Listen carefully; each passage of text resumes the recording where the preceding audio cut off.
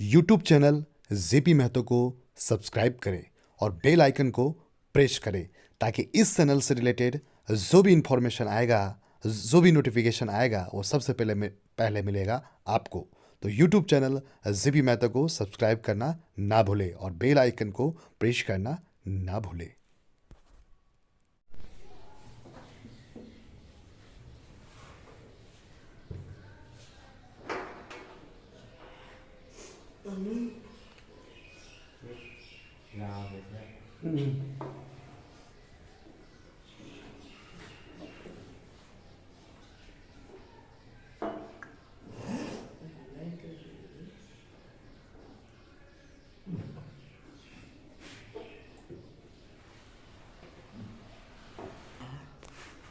सभी student board पे ध्यान दो। पिछले क्लास में जिस स्टूडेंट का कभी क्लास छूट जाता है किसी कारणों से, अभी छठ पूजा का दिन चल रहा है, छठ पूजा पर्व चल रहा है, क्लास छूट जाता है तो हमारा वीडियो लेक्चर हमारे यूट्यूब चैनल पे डेली आता है। हर 24 आवर पे नए नए वीडियो आता है, हर 24 घंटे पे। यूट्यूब चैनल का नाम है जेपी महतो। उस चैनल पर अगर आप नए हैं तो उसको ज़्यादा सब्सक्राइब कीजिए, बेल आइकन को प्रेस कीजिए ताकि चैनल से रिलेटेड जो भी नया नया अपडेट आएगा वो आपको टाइम टू टाइम मिलता रहेगा। तो ऐसा एनर्जी का जिसका भी क्लास छूटा हुआ आप जाके आप वहाँ से वीडियो देख सकते हैं। हमारा चैनल है यूट्यूब चैनल जेपी महतो, आपको नीचे में लिंक मिल जाएगा, वहाँ पे जाके आप विजिट कर सकते हैं। तो देखिए आज के क्लास में 5वां नंबर क्वेश्चन सॉल्व करवा रहे हैं। आयनाइजेशन एनर्जी भी टॉपिक चल रहा है पीरियोडिक टेबल चैप्टर में। स्कैंडियम दिया हुआ है, टाइटेनियम है, वेनेडियम है, क्रोमियम है, मैग्नीज। इसमें पूछ रहा है कि सेकंड आयनाइजेशन एनर्जी का ऑर्डर बताइए। इनको पता होना चाहिए स्कैंडियम का एटॉमिक नंबर कितना होता है 21, टाइटेनियम का, वेनेडियम का, क्रोमियम का 25, मैग्नीज। देखो ये दिख रहा है, ये स्कैंडियम है, टाइटेनियम है, वेनेडियम है, क्रोमियम लगातार आ रहा है। किस पीरियड में आ रहा है? फोर्थ पीरियड, सब चौथे पीरियड में, मतलब पीरियड वाइज एलिमेंट दिया गया है। और इसमें पूछ रहा है सेकंड आयनाइजेशन एनर्जी। क्या पूछ रहा है? तो सेकंड आयनाइजेशन एनर्जी मतलब कितना प्लस? फर्स्ट आयनाइजेशन एनर्जी में कोई प्लस नहीं, फर्स्ट सेकंड में एक प्लस, एक प्लस। क्या? एक प्लस, एक प्लस है। फर्स्ट में कोई प्लस नहीं, सेकंड में एक प्लस, थर्ड में प्लस।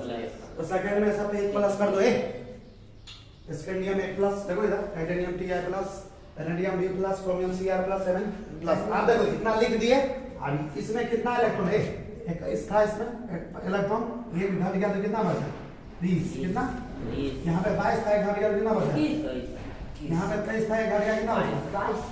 यहाँ पे 22 कितना हुआ? 22, यहाँ 25 था, 24। इस जितना भी इलेक्ट्रॉन उसको भर के इलेक्ट्रॉनिक कंफ्यूजन लिख दो। इलेक्ट्रॉनिक विन्यास 20 इलेक्ट्रॉन का हमको इलेक्ट्रॉनिक विन्यास लिखना पड़ेगा। ठीक है, इनको शॉर्टकट अभी हम लिख के दिखाते हैं। शॉर्टकट समझा नहीं? ये बोलो हीलियम नियॉन आर्गन, याद है? सबसे पहले कौन आएगा? आर्गन। आर्गन देखो हीलियम नियॉन आर्गन तीसरे नंबर 3sp बराबर 4sp, उसमें कौन आएगा? 4sp। 18 देखो 20 भरना 18 देखो ऐसे होगा। अगर इसका सुनो ये पहले इसका लिखेंगे, किसका लिखेंगे? जिससे ये बना रहता है ना उसका लिखेंगे। 20 18 2 क्या होगा? 20, अभी से क्या हो गया? 21। और कितना इलेक्ट्रॉन निकालना है? एक इलेक्ट्रॉन कहाँ से निकलेगा? बाहर वाला कक्षा से। बाहर वाला कक्षा कौन है? चौथा से। इसमें से एक इलेक्ट्रॉन हटा दिए। देखो इसमें से एक इलेक्ट्रॉन हटा दिए, 4s1 बचेगा। 4s1 3d1 देखो यही तो लिखा है। देखो आर्गन 4s1 3d1 समझ रहा?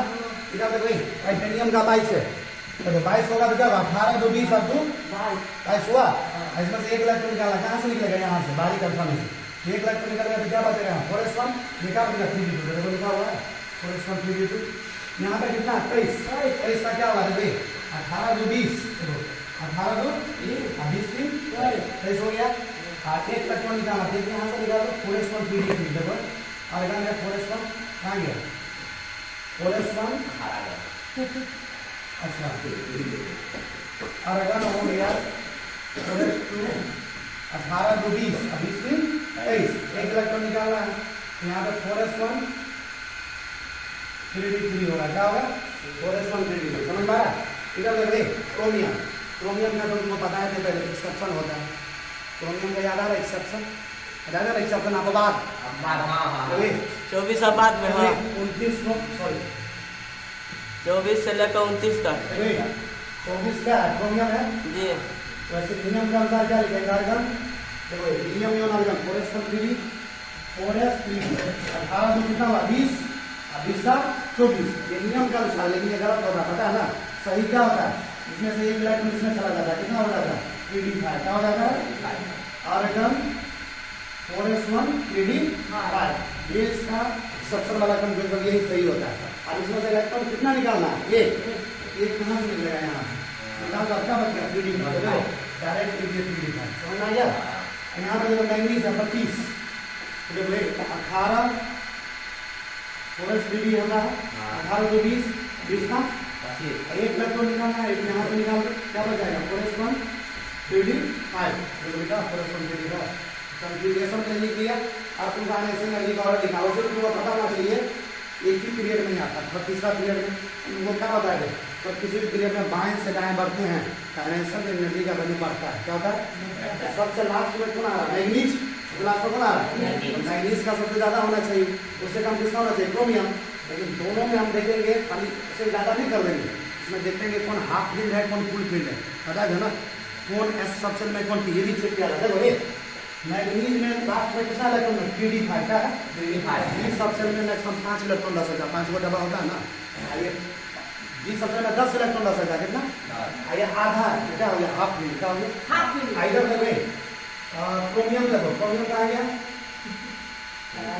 क्रोमियम में देखो इसमें भी 3D5 है क्या है 3D5 है समझ आ रहा ना मिस्टेक हुआ है क्या ये यहाँ पर 3D5 है और देखो इसमें देखो 4s1 3D5 है समझ आ रहा तो आधा सेल है 3D5 तो बताओ कौन सा स्टेबल होगा क्रोमियम ज्यादा स्टेबल होगा कि Mn प्लस स्टेबल होगा मतलब Cr प्लस स्टेबल होगा Mn प्लस होगा Cr प्लस देखो तो इसलिए इसमें 4s 3D दोनों है इसमें 3D है समझ रहा लास्ट में चला गया उससे कम कौन होगा Mn प्लस।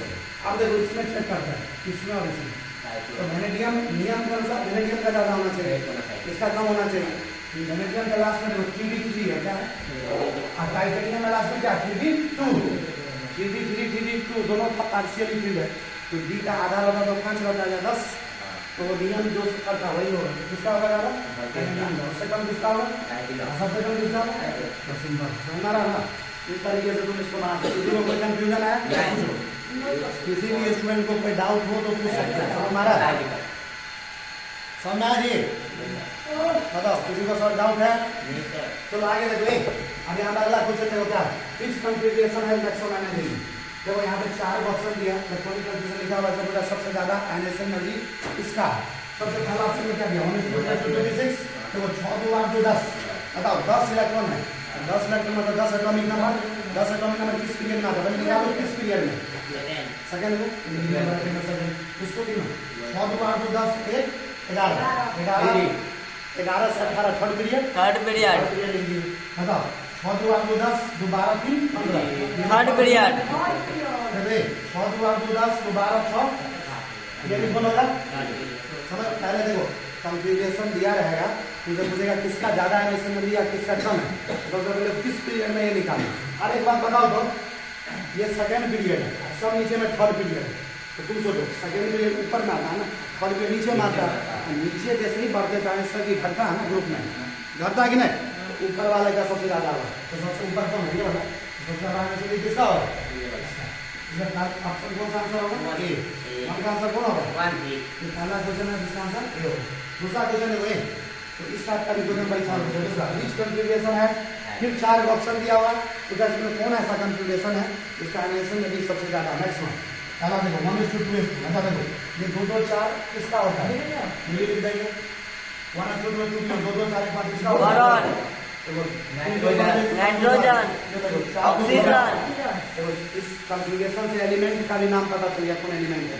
अब एलिमेंट का पता चल गया आपको पता है सब देखो सब सेकंड पीरियड का देखो 4 5 7 8 सब सेकंड पीरियड में आता है तो सेकंड पीरियड में आगे से लेफ्ट साइड बढ़ेंगे तो एनर्जी बढ़ेगा सबसे ज्यादा किसका होना चाहिए ऑक्सीजन का।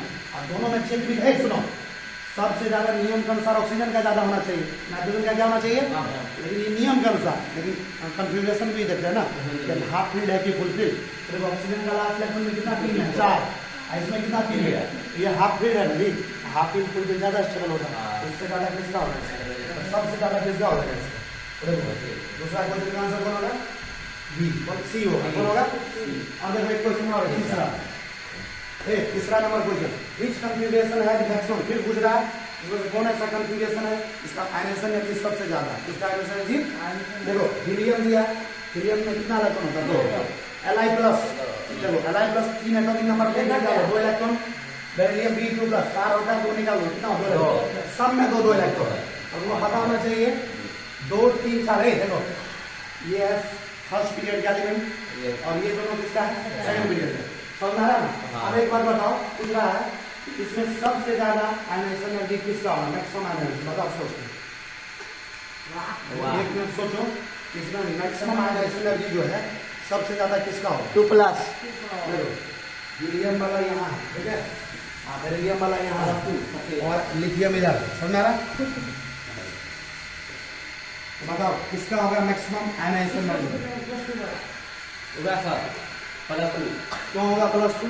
क्योंकि आगे बढ़ेंगे पीरियड में आयनेशन एनर्जी का वैल्यू बढ़ता है, तो बढ़ते बढ़ते सबसे ज्यादा किसका होगा? मेरी Be2 प्लस है, किसका होगा? क्योंकि सब में 2 इलेक्ट्रॉन है, 2 इलेक्ट्रॉन के मामले में सब बराबर है, कन्फिग्रेशन सबका सेम है, ज्यादा इसका होगा इसलिए क्योंकि लास्ट में आता है।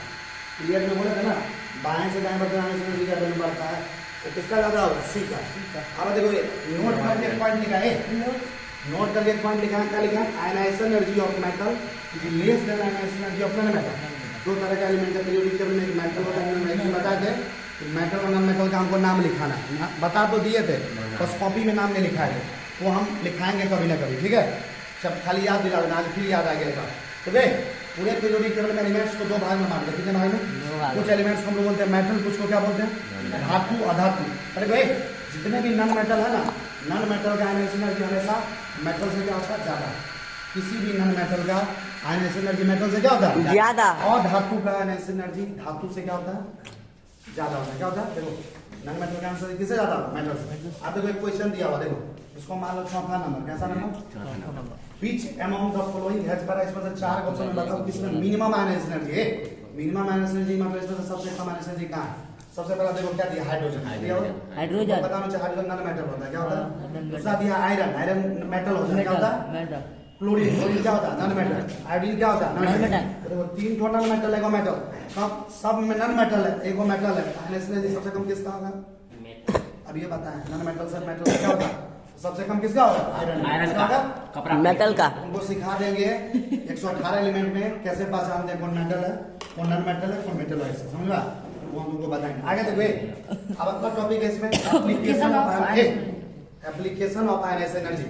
आयनेशन एनर्जी का कुछ एप्लीकेशन है, कुछ इस्तेमाल होता है, कहाँ कहाँ होता है, इस पे भी क्वेश्चन तुमको परीक्षा में आएगा। क्या क्या आएगा? देखो ये सबसे पहला एप्लीकेशन है मेटालिक कैरेक्टर, क्या लिखा हुआ? मेटल का कैरेक्टर, क्या लिखा हुआ? Metallic character. देखो लिखा हुआ आयनेशन एनर्जी, आयनेशन एनर्जी को आई बोलते हैं या आईपी, आईपी का मतलब आयनेशन पोटेंशियल, एक ही चीज होता है। तो आयनेशन एनर्जी, आयनेशन पोटेंशियल या आयनेशन एंथैल्पी एक ही चीज होता है। ये जो आयनेशन एनर्जी जो है ना, मेटालिक, क्या लिखा है? 1/, मेटालिक कैरेक्टर मतलब कि इनवर्सली प्रोपोर्शनल होता है मेटालिक कैरेक्टर के, मतलब मेटालिक कैरेक्टर बढ़ेगा आयनेशन एनर्जी घटेगा। उल्टा है, उल्टा। अगर मान लो मेटालिक कैरेक्टर को घटा दिए, क्या किए?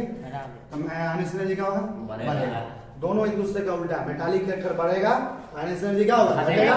मेटालिक कैरेक्टर घटेगा तो आयनेशन एनर्जी बढ़ेगा। सबसे पहला एप्लीकेशन। अब देखो तुमको कैसे पता चलेगा किसी भी पीरियड में कम मेटालिक कैरेक्टर बढ़ता है, कम मेटालिक कैरेक्टर घटता है? तो तुमको एक कंसेप्ट बता दे, देखो किसी भी पीरियड में देखो इधर, किसी भी पीरियड में बाएं से दाएं जाओगे, लाइट का मतलब क्या होता है? बाएं, राइट का मतलब दायां। 7 पीरियड होता है पीरियोडिक टेबल में, किसी भी पीरियड में बाएं से दाएं जाओगे, देखो फर्स्ट पीरियड में जाओ, सेकंड पीरियड में जाओ, थर्ड पीरियड में, फोर्थ पीरियड में, तो बाएं से दाएं जाओगे तो मेटालिक कैरेक्टर क्या होगा? घटेगा। देखो क्या लिखा? Metallic character decreases. किसी भी पीरियड में बाएं से दाएं जाने पर मेटालिक कैरेक्टर क्या होता है? घटता है। मेटालिक कैरेक्टर क्या होता है? घटता है। जब ये पीरियड में बाएं से दाएं जाने पर मेटालिक कैरेक्टर घटेगा तो आयनेशन एनर्जी क्या होगा? बढ़ेगा। उल्टा होता है, उल्टा। अब देखो ये दूसरा कंसेप्ट, अगर मान लो हमको माने पीरियड में नहीं गए, ग्रुप में गए, किसमें गए? ग्रुप में। टोटल ग्रुप देखो 18, देखो एक ग्रुप, दूसरा ग्रुप, तीसरा, चौथा, 18 ग्रुप है। ये ऊपर वाला क्वेश्चन टॉप कहलाता है, नीचे क्या कहलाता है? बॉटम।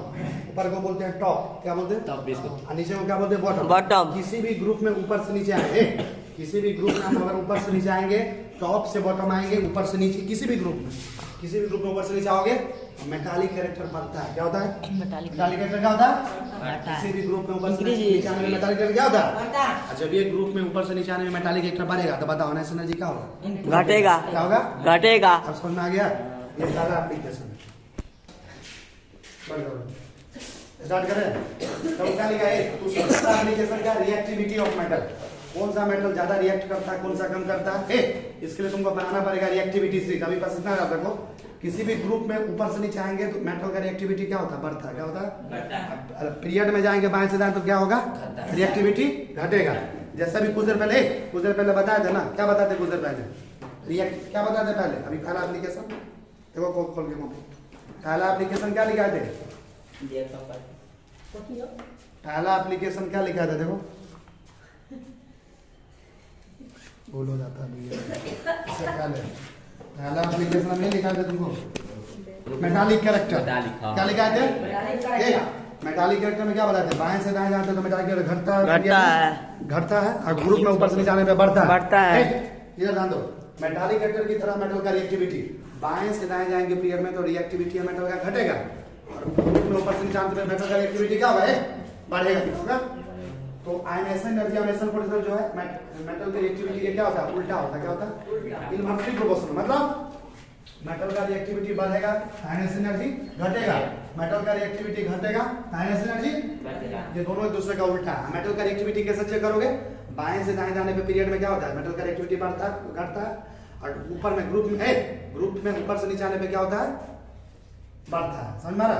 तो मेटल का रिएक्टिविटी याद रखना, पीरियड में बाएं से दाएं जाने पे, तो ये लेफ्ट है, ये क्या है, और राइट है, और ये क्या है, पीरियड क्या है।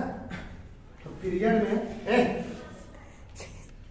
में बाएं से दाएं जाएंगे तो रिएक्टिविटी जो होगा मेटल का वो क्या होगा, घटेगा। क्या होगा, आइए ऊपर है टॉप, नीचे क्या है, बॉटम।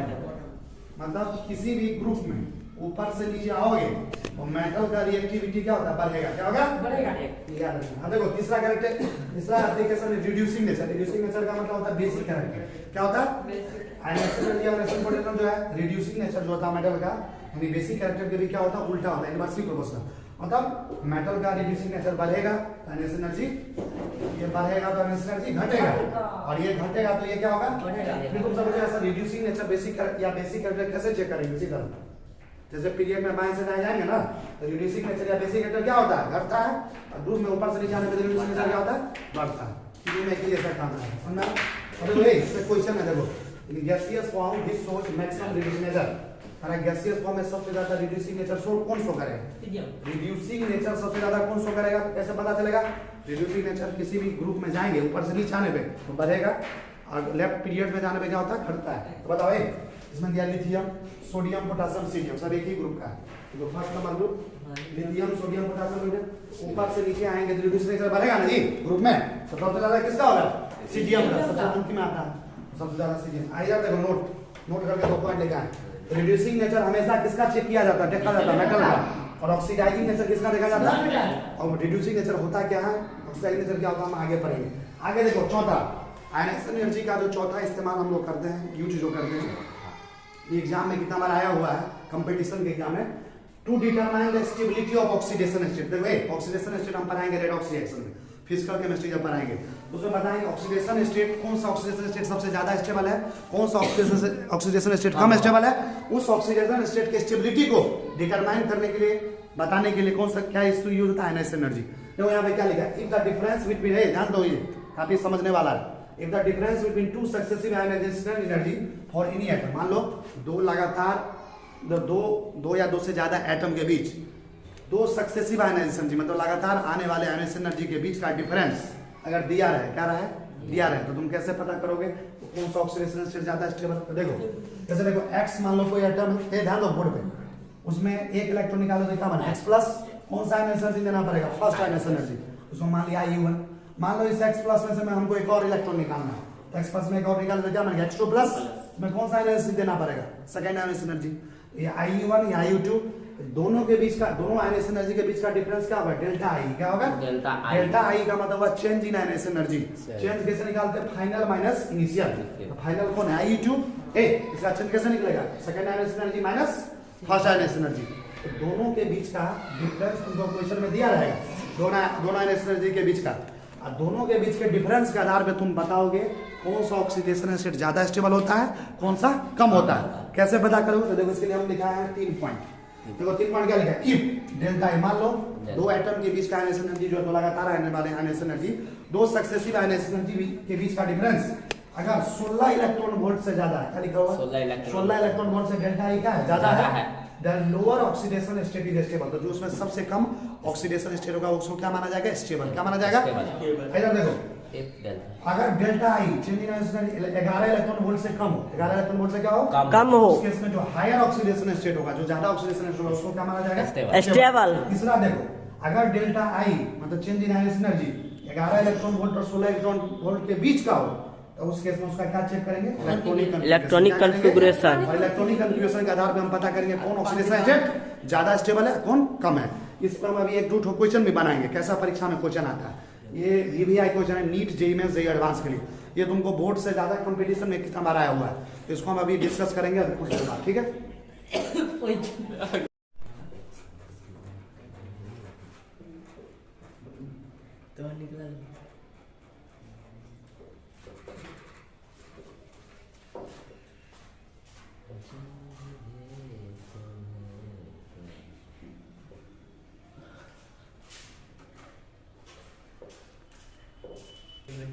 हो गया, तो इसमें क्या लिखा है, पांचवा इसका एप्लीकेशन क्या है, to determine the number of valence electron. किसी भी एटम में वैलेंस इलेक्ट्रॉन का संख्या, वैलेंस इलेक्ट्रॉन क्या होता है, बाहरी कक्षा में जो इलेक्ट्रॉन प्रेजेंट होता है उसका भी संख्या हम निकाल सकते हैं आयनियन एनर्जी के आधार पे।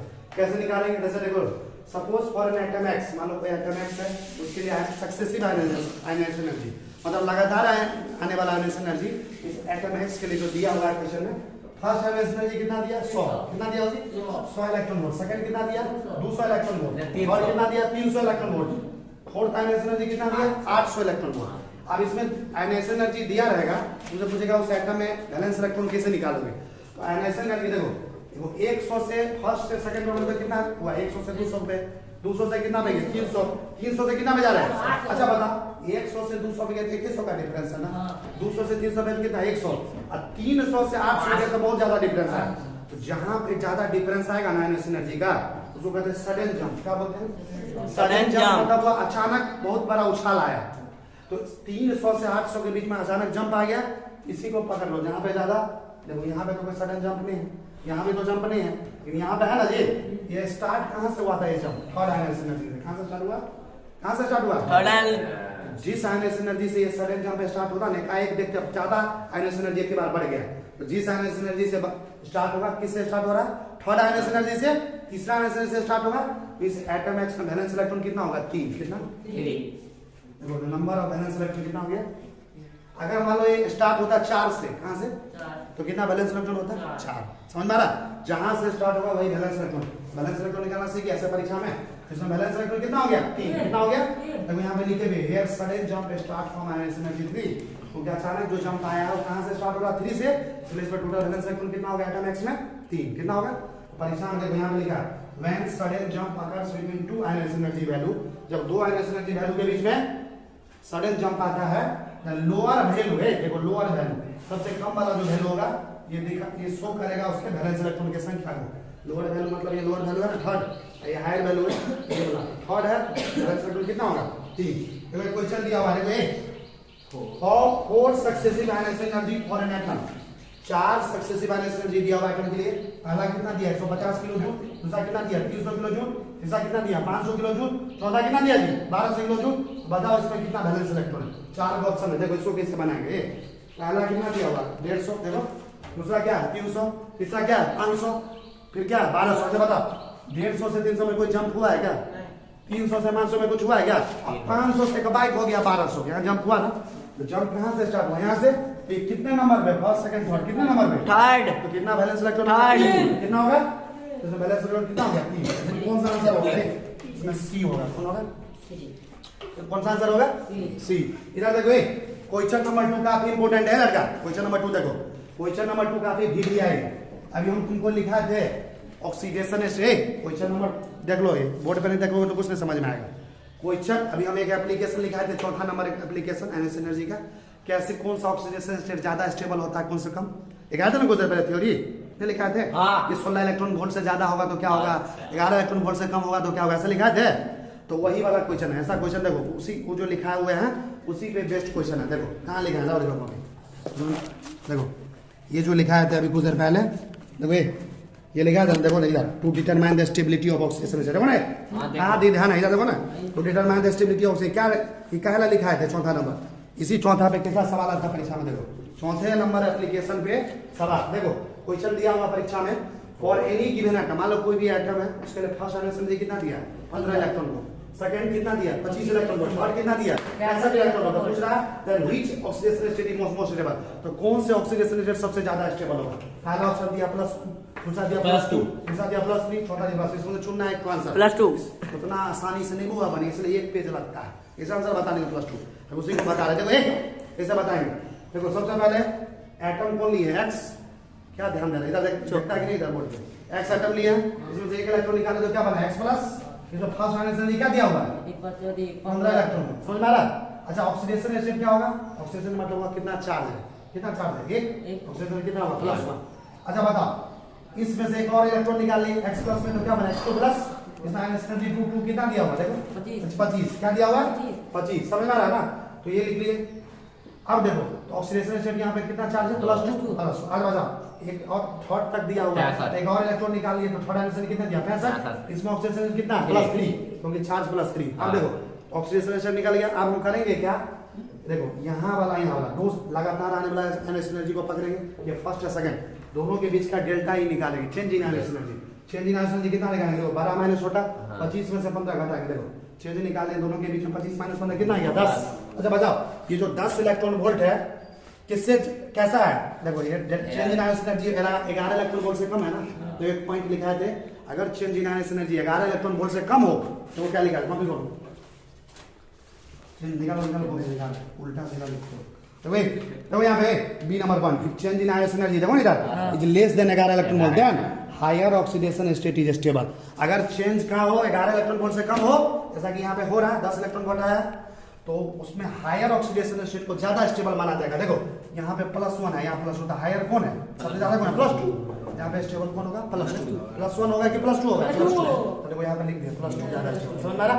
फिर आप इस दोनों में चेंज निकालते हैं, इस दोनों में बताओ इस दोनों में चेंज क्या होगा, IE3 माइनस IE2 तो क्या होगा 65 माइनस 25, देखो 65 माइनस 25 कितना आ गया 40, ये जो चेंज आया है ये जो चेंज है 16 इलेक्ट्रॉन वोल्ट से ज्यादा है ना, पहला नंबर पॉइंट, ये पहला नंबर पॉइंट क्या है, अगर change in energy 16 electron volt से ज्यादा हो तो उस केस में जो लोअर ऑक्सीडेशन स्टेट है वो ज्यादा स्टेबल होता है, इसमें लोअर ऑक्सीडेशन स्टेट कौन है +2 कौन होगा +2, यहाँ पे देखो लोअर ऑक्सीडेशन स्टेट का +2 ज्यादा, तो दोनों केस में आंसर कौन आया, यहाँ भी +2 यहाँ भी क्या है, पूरा आंसर क्या हो जाएगा, ये पूरा आंसर क्या होगा, आप समझाए क्वेश्चन कैसे बनाएंगे, ठीक है इसको बंद करो। नंबर क्वेश्चन है successive energy for any atom की बताइए, किसी भी एटम के लिए लगातार आने वाला एनर्जी यानी सक्सेसिव एनर्जी का मान दिया गया, देखो क्या दिया है 220 kilo joule, 390 kilo joule, 530 kilo joule, 900 kilo joule, और पूछ रहा which configuration does it represent, बताओ इसमें चार ऑप्शन में कौन कॉन्फ़िगरेशन को ये रिप्रेजेंट करेगा, दर्शाएगा, कैसे पता करेंगे, जैसे देखो 1:2:2:3 दिया, एक 1:2:5 दिया,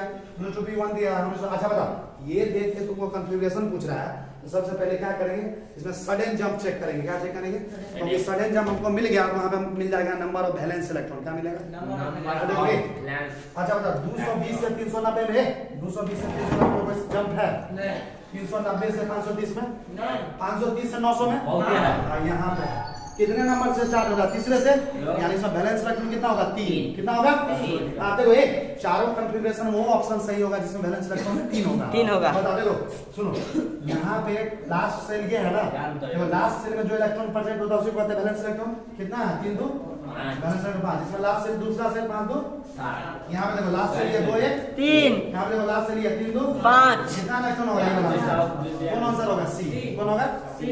अब देखो इसमें बैलेंस इलेक्ट्रॉन 3 है आंसर। अब देखो एक क्वेश्चन और है, अल्युमिनियम गैसेस स्टेट में पाया जा रहा है, इससे एक इलेक्ट्रॉन निकालने क्या बना Al+, फिर इसमें से Al+ में एक और इलेक्ट्रॉन निकालने क्या बना Al2+, मान लो इस दोनों के बीच में चेंज इन एनर्जी आया कितना 18.8 इलेक्ट्रॉन वोल्ट, कितना आया 18.8 इलेक्ट्रॉन, 18.8 16 इलेक्ट्रॉन वोल्ट से ज्यादा है ना, और जब 16 इलेक्ट्रॉन वोल्ट से ज्यादा होता है तो उसमें जो लोअर ऑक्सीडेशन स्टेट होता है कम से कम वाला ऑक्सीडेशन स्टेट वो ज्यादा स्टेबल होता है, बताओ इसमें कौन ज्यादा स्टेबल होगा Al+, कौन होगा Al+ ज्यादा स्टेबल, लोअर ऑक्सीडेशन क्योंकि 16 इलेक्ट्रॉन वोल्ट से ज्यादा है, समझ में आ रहा। दूसरा फिर क्या करेगा Al+ गैस से फिर Al2+ बना, फिर अब और एनर्जी बना Al2 से Al3+, मान लो इस दोनों के बीच में चेंजिंग आयन एनर्जी कितना आ गया 6 इलेक्ट्रॉन वोल्ट। कितना आ गया? तो ये 6 इलेक्ट्रॉन वोल्ट क्या है 11 इलेक्ट्रॉन वोल्ट से कम है। तो जब 11 इलेक्ट्रॉन वोल्ट से कम होता है एनर्जी उसमें क्या होता है हायर ऑक्सीडेशन स्टेट ज्यादा स्टेबल। तो Al2 प्लस Al3 प्लस में कौन ज्यादा स्टेबल होगा? Al3 plus. कौन होगा? कौन होगा? आप कहेगा ओवर और ऑर्डर ऑफ स्टेबिलिटी दोनों केस को मिला के पूरा एक बार बोलेगा लिखने। तो देखो यहाँ पे Al3 प्लस है, यहाँ पे Al प्लस है, यहाँ पे Al प्लस स्टेबल है, यहाँ पे कौन स्टेबल है? Al3 plus. सबसे ज्यादा स्टेबल होगा Al3 प्लस। कौन होगा? पहले नंबर पे कौन होगा? Al3 plus. उसके बाद दूसरे नंबर पे कौन आएगा? Al plus. सबसे कम कौन होगा? Al2 plus. ये लिख ली समझ में आ रहा है? यहाँ देखो Al प्लस से स्टेबल होगा नहीं गैस याद रखना। Al प्लस जो है हार्मोनियम पे एक पॉजिटिव चार्ज स्टेबल कब होता है? सिर्फ और सिर्फ गैसियस स्टेट में, गैसियस अवस्था में। और Al3 प्लस स्टेबल कब होता है? लिक्विड अवस्था में और सॉलिड अवस्था में। समझ में आ रहा है? अब देखो पूरा एकदम वीडियो देखो आयनाइजेशन एनर्जी का पूरा आपको कांसेप्ट खत्म हो चुका है। आयनाइजेशन एनर्जी एनसीईआरटी बुक से भी आप पूरा का पूरा लाइन बाय लाइन पढ़ लेना। इधर कॉम नोट्स को भी पूरा पढ़ लेना। किसी भी एग्जाम का चाहे नीट हो, जेईई मेंस हो, जेईई एडवांस हो, बोर्ड लेवल हो, किसी भी कॉम्पिटेटिव एग्जामिनेशन का आपको बोर्ड लेवल का क्वेश्चन बन जाएगा है ना। कंपटीशन एग्जाम का हो या बोर्ड एग्जाम का क्वेश्चन बन जाएगा। आयनाइजेशन एनर्जी का पूरा कांसेप्ट खत्म है। घर से बढ़िया से रिवाइज करना। किसी स्टूडेंट या किसी कारण से छूट गया है, आप अगर इस चैनल पे नए हैं तो हमारे इस channel YouTube channel JP Mahato को सब्सक्राइब कीजिए, बेल आइकन को प्रेस कीजिए ताकि इस चैनल पे नए नए नोटिफिकेशन आपको टाइम टू टाइम मिलता रहेगा। और अब अगला टॉपिक है इस पीरियोडिक टेबल चैप्टर में इलेक्ट्रॉन एफिनिटी। क्या लिखा हुआ है? क्या लिखा हुआ? इलेक्ट्रॉन एफिनिटी को शॉर्ट फॉर्म में क्या बोलते हैं? ई। क्या बोलते हैं? और उसी को कहते हैं इलेक्ट्रॉन गेन एंथैल्पी, जिसको बोलते हैं डेल्टा एचईजी। क्या बोलते हैं? ये इलेक्ट्रॉन एफिनिटी क्या है, ये इलेक्ट्रॉन गेन एंथैल्पी क्या, अब अगले लेक्चर में हम पढ़ेंगे। यूट्यूब चैनल जेपी महतो को सब्सक्राइब करें और बेल आइकन को प्रेस करें ताकि इस चैनल से रिलेटेड जो भी इंफॉर्मेशन आएगा, जो भी नोटिफिकेशन आएगा वो सबसे पहले मिलेगा आपको। तो यूट्यूब चैनल जेपी महतो को सब्सक्राइब करना ना भूले और बेल आइकन को प्रेस करना ना भूले।